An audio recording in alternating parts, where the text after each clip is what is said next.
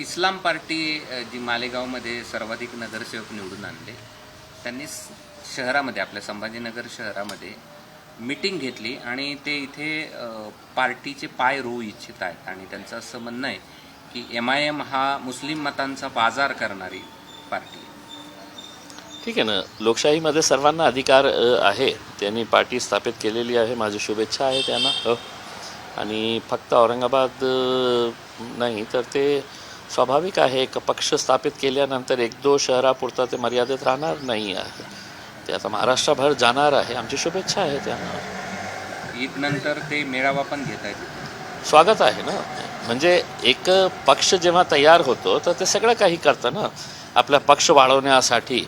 आम्ही पण खूप प्रयत्न केले, खूप वर्षापासून आम्ही प्रयत्न केले, म्हणून आज इथपर्यंत आलेले आहे. आता ते नवीन पार्टी एस्टॅब्लिश केलेली आहे, तर मी तर त्यांचं स्वागतच करणार आहे.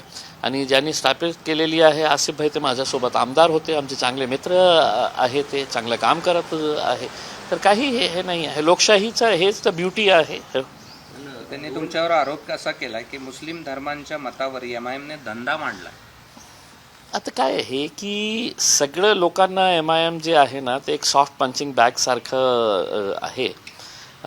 आणि राजनीतीमध्ये अशा प्रकारचे बिनबुडावेचे आरोप होतच राहतं. माझ्यावर कशा प्रकारचे आरोप झाले होते हे सगळ्यांना माहीत आहे. तरीसुद्धा 2 नंबरचा पक्ष भारतीय जनता पार्टीच्या नंतर MIM पक्ष झाला या शहरामध्ये. 33 कॉर्पोरेटर्स आम्ही निवडून आणलं. तर अशा प्रकारचे आरोप जे आहे ना तर कोणी कोणाच्यावरही करू शकतं. मीही काही बोलू शकतं. बोलण्यासाठी काही नाही है, जबान चलाने में कोई ये नहीं है. उसमें काही तुमचे पुरावे असेल, काही तथ्य असेल तर लोकही स्वीकारतील. पण लोकांनाही कळलेलं आहे की अशा प्रकारच्या आरोपांमध्ये काहीही सत्यता नाही. पण तुमचा मुस्लिम म्हणजे तो आणखी एक पक्ष आला आणि 2 मुस्लिम वोटांचं हे झालं ध्रुवीकरण, तर साहजिकच विरोधकांना फायदा होईल आणि तुम्हालाही याचा फटका बसणार नाही का? तुम्ही असं का समजतं की MIM पक्ष जे आहे ते फक्त मुस्लिम मतांचा? आता जिल्हा परिषद निवडणुकीमध्ये बघा किती जाती धर्माचे लोक आमच्या तिकिटावर इलेक्शन लढले. 7 ठिकाणी आम्ही 2 नंबरचा पक्ष म्हणून राहिले. तर सगळ्या जाती धर्माचे लोक आता आमच्यासोबत जुळत आहे. या दृष्टिकोन बदलण्याची आवश्यकता आहे की MIM पक्ष फक्त मुस्लिमांचा, आतून एक मुस्लिम पार्टी येत आहे तर हे मुस्लिमांमध्ये असा होणार आहे. ठीक आहे ना, राजनीती आहे. जे चांगलं काम करेल लोक त्यांच्यासोबत असेल. मालेगावमध्ये समोर एक म्हणजे इस्लाम पार्टी आणि दुसरं म्हणजे तुमचं MIM, परंतु तिथे मुस्लिमांनी तुमच्याऐवजी इस्लाम पार्टीला स्वीकारलं. याची कुठे मनात धाकधूक आहे की संभाजीनगरमध्ये भविष्यात असं होऊ शकेल? नाही, भविष्यात काय होणार आहे की त्याचं हे विश्लेषण मी करू शकत नाही. फोरकास्ट जे आहे ते मी करू शकणार नाही आहे. मी काय म्हटलेले आहे, जे लोक चांगलं काम करतील.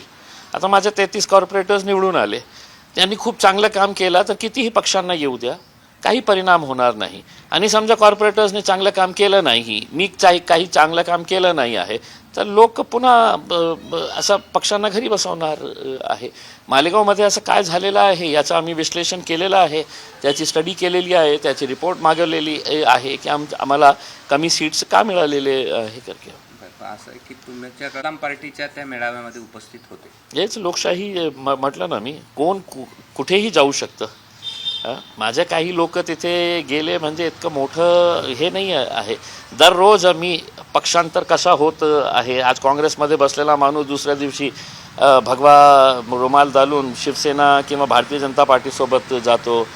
भारतीय जनता पार्टीवाला कुठेतरी दुसऱ्या पक्षामध्ये जातं. तर हे राजनीतीमध्ये तर असं चालतच राहणार आहे.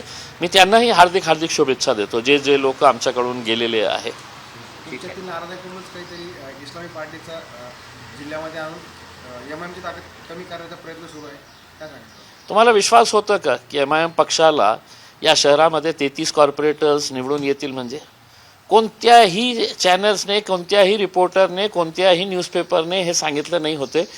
सगळ्यांचं म्हणणं एकच होतं, आता MIM संपलेली आहे, इम्तियाज जलीलचा विरोध होत आहे, सगळ्यांनी विकून टाकलेले आहे, पक्षाला विकून टाकलेलं आहे.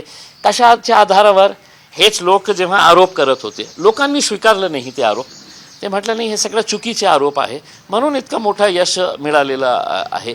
ठीक आहे, जे लोक नाराज होते त्यांना अनेकांना आम्ही समजूत काढलेली होती, पण त्यांनी आता निर्णयच घेतलेला असेल की आम्हाला जायचंच आहे, तर मी थांबवणार नाही आहे. त्यांना शुभेच्छा देतो मी. ठीक आहे.